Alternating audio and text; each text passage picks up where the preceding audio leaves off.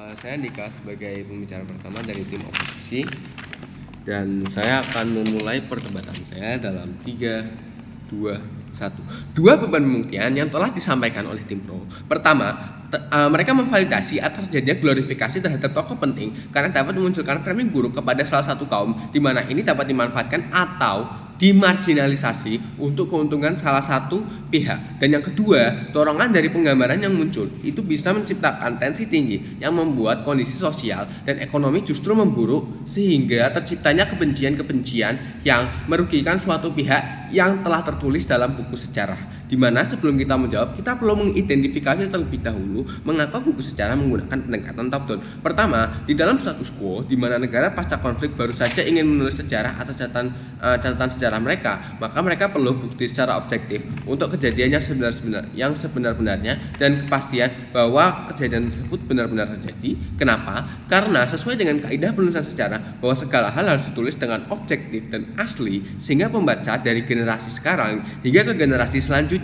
itu benar-benar mengetahui apa yang benar-benar terjadi pada masa peperangan dan bukan kejadian palsu, sehingga alasan tersebut menjadikan sejarah itu lebih mudah dimasukkan secara top down karena seluruh kegiatan itu sudah memiliki saksi dan bukti yang jelas. Contoh yang paling jelasnya adalah kegiatan proklamasi, di mana kegiatan proklamasi bisa kita bilang asli karena sudah ada beberapa buktinya. Selain itu sudah ada beberapa saksi seperti siapa yang menulis dan siapa juga yang membacakan teks proklamasi, di mana ini membuat bahkan kalau sekalipun bisa ada sumber atau pihak yang mengatakan dari bottom down, maka kita tetap perlu adanya verifikasi untuk kepastian bahwa hal tersebut itu benar-benar asli. Karena apabila ditulis secara subjektif dan bukan objektif, maka pada akhirnya ini hanya menciptakan persepsi atau pandangan yang berbeda di masyarakat, di mana karena apabila ada salah penulisan atau merugikan satu pihak, ini hanya justru memarginalisasi kepada salah satu pihak yang diuntungkan. Oke, selanjutnya sekarang kita lanjut ke tujuan kita, yaitu tujuan kita itu jelas, yaitu memvalidasi urgensi sebagai negara pasca konflik untuk tetap menggunakan pengajaran historiografi top down dalam buku sejarah. Kenapa? Karena kami rasa ini lebih efektif secara jangka pendek maupun jangka panjang. Karena secara jangka pendek sendiri ini sudah mudah untuk dilihat secara saksi dan bukti, dan secara jangka panjang orang-orang juga biasanya akan lebih mengenal kepada tokoh-tokoh tersebut. Oke, sebelumnya kita akan menjustifikasi terlebih dahulu bahwa pihak kami tetap menolak adanya glorifikasi terhadap salah satu kaum secara marginal, karena pada akhirnya ini akan buruk dalam status atau dalam kondisi manapun. Kenapa? Karena dalam dunia kami, pengajaran historiografi itu harusnya menjadi pengajaran yang lebih efektif karena tidak adanya glorifikasi terhadap salah satu pihak tertentu yang bisa memilih, sehingga pihak-pihak tertentu pasti harus memiliki tanggung jawab secara moral dan secara kepribadian yang besar untuk bisa masuk ke dalam sejarah. 3 lapisan karakterisasi aktor yang akan saya bawa. Pertama, pemimpin dan petinggi dari negara pasca konflik, di mana mereka itu memiliki tanggung jawab secara moral untuk menyatukan suatu bangsa agar bisa menjadi suatu negara yang harmonis, dan mereka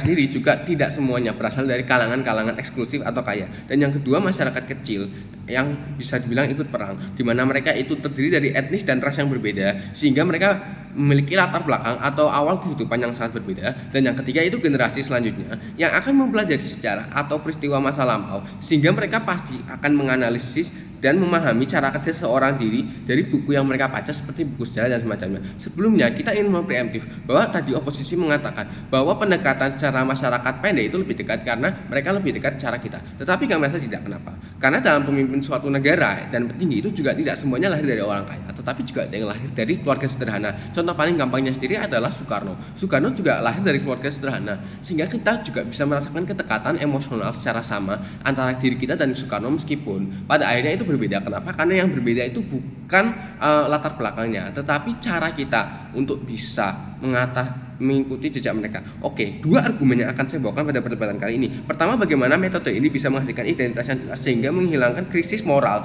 di masyarakat. Pertama, tesis argumen ini itu adalah tentang pembentukan moral dan identitas di suatu negara yang sedang mengalami trauma atau perpecahan karena habis terjadi perang.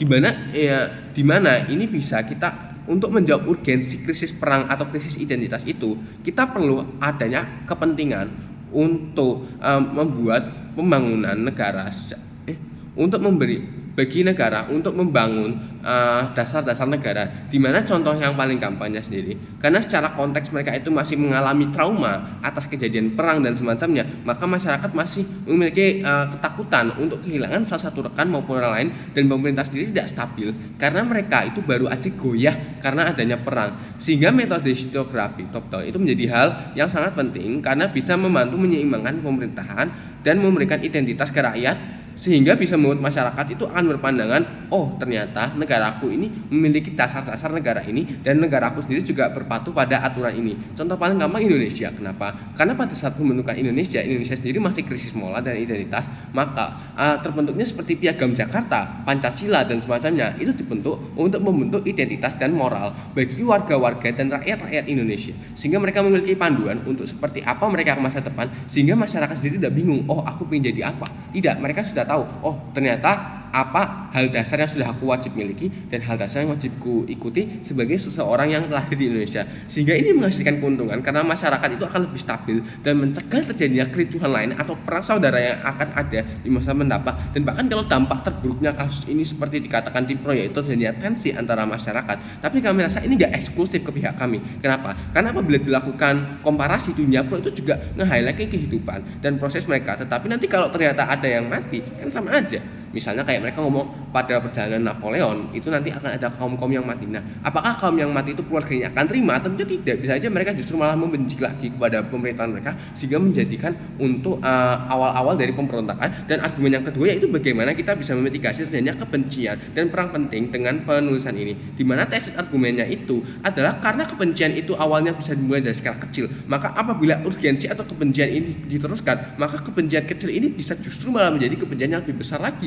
Kenapa? Karena kalau misalnya kita nge-framing dari yang kecil, maka anggap aja masyarakat A mungkin ada yang membenci masyarakat B, tapi karena dilihat dari bawah, maka bisa jadi pada kehidupannya mereka tidak harmonis, sehingga pada masa depan justru mereka memiliki anak cucu, itu anak cucu mereka juga tidak akan harmonis. Kenapa? Karena mereka melihat di buku sejarah, oh dalam kehidupan sejarahku sebelumnya orang tua atau nenek moyangku justru malah tidak harmonis dengan ini, maka aku juga merasa benci, aku juga tidak pernah senang dengan keluarga ini. Sehingga jelas masyarakat itu justru malah bisa menghasilkan konflik baru, karena pada masyarakat setelah pasca konflik mereka tuh masih terekam dan mereka itu belum 100% rasional, maka mereka belum bisa untuk saling menerima. Maka mereka diperlukan seperti tadi adanya top down sehingga bisa menyatukan kembali. Dan yang ini perlu adanya kontrol yang jelas di dalam sejarah.